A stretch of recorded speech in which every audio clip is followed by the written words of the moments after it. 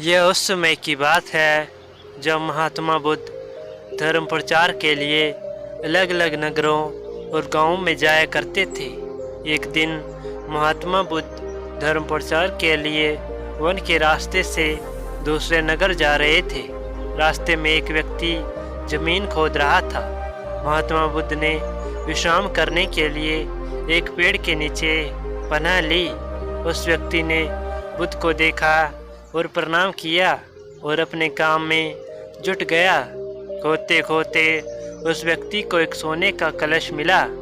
कलश में हीरे जवाहरात भरे हुए थे। उसने सोचा, आज मेरा भाग्य जाग उठा है। उसने कलश बुद्ध के चरणों में रखा और कहा, हे बुद्ध, आपका धन्यवाद। आपके आशीर्वाद से ही मुझे यह कुल दौलत प्राप्त हुई है। मैं इनमें से कुछ रत्न आपको भेंट करना चाहता हूँ। बुद्ध ने कहा, तुम्हारे लिए दौलत है, किंतु मेरी दृष्टि में यह विष के समान है। बिना परिश्रम के मिला धन विष होता है। गौतम बुद्ध की ये बात सुनकर वो व्यक्ति क्रोधित हो गया और वहाँ से चला गया। घर पहुंचकर उसने सारी बात अपनी पत्नी को बताई।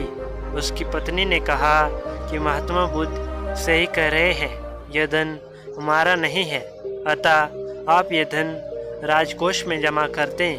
परंतु उस व्यक्ति ने अपनी पत्नी की भी बात नहीं सुनी और कहा, नहीं, यह धन मुझे मिला है, इसलिए अब ये धन मेरा है।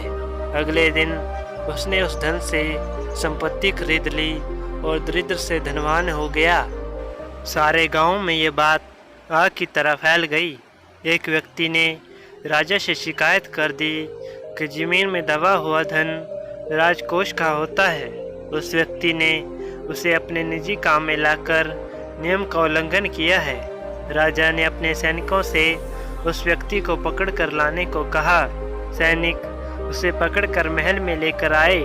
राजा ने उस व्यक्ति से कलश जमा कराने को कहा तो उसने राजा को बताया, ये मैंने हीरे जवाहरात बेचकर संपत्ति खरीद ली है। राजा यह सुनकर क्रोधित हो गया और उसे परिवार सहित जेल में डालने का आदेश दे दिया। राजा ने उसकी सारी संपत्ति जब्त कर ली। एक दिन राजा जेल का निरीक्षण कर रहा था। राजा उस व्यक्ति से मिला।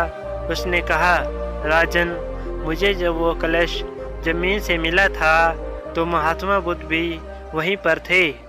उन्होंने मुझसे कहा भी था कि इसमें रत्न नहीं बल्कि विष भरा है, परंतु यह सुनकर मैंने उनका अपमान कर दिया था। आज जेल में रहकर मुझे इस बात का अनुभव हो रहा है कि उनकी बात बिल्कुल सच थी। बिना परिश्रम के मिला धन विष ही होता है। मैं एक बार महात्मा बुद्ध के दर्शन करके उनसे क्षमा मांगना चाहता हूँ। उस व्यक्ति की बात सुनकर राजा ने महात्मा बुद्ध को राज्य में आमंत्रित किया। जेल से निकालकर उस व्यक्ति को बुद्ध के पास ले जाया गया। वो व्यक्ति महात्मा बुद्ध को देखकर उनके चरणों में गिर गया और कहा, हे बुद्ध, मुझे क्षमा करें। मैंने उस दिन आपकी बात नहीं सुनी, जिस कारण आज मेरी यह दशा है। कलश में वास्तव में विष था जिसने मुझे जेल भिजवा दिया।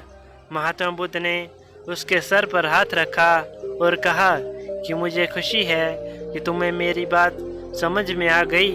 महात्मा बुद्ध के आदेश से राजा ने उस व्यक्ति को जेल से रिहा कर दिया। दोस्तों, अगर आप भी अपने जीवन में कुछ करना चाहते हैं, अपने जीवन में सफल होना चाहते हैं, तो उसके लिए कड़ी मेहनत कीजिए। सफलता के लिए किसी भी शॉर्टकट को मत ढूंढिए। शॉर्टकट से मिली सफलता कुछ ही समय में आपसे छिन जाती है, परंतु मेहनत से मिली सफलता जिंदगी भर आपके साथ रहती है।